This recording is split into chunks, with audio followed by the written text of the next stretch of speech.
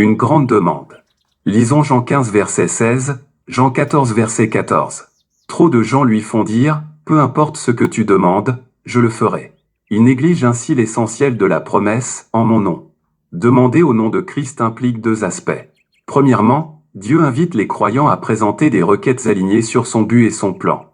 Pour le faire, nous devons demander au Seigneur si nos prières correspondent à sa volonté.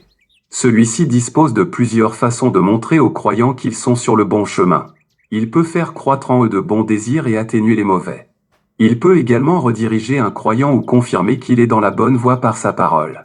Dieu rend toujours sa volonté manifeste à celui ou celle qui la cherche.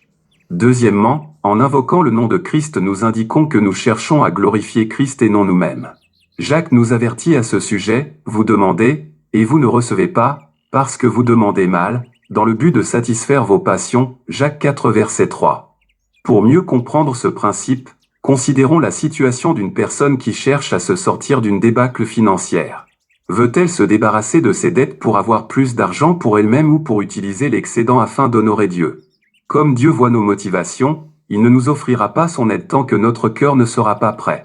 Le nom de Jésus est immensément puissant, mais il n'est pas une formule magique pour obtenir tous nos désirs.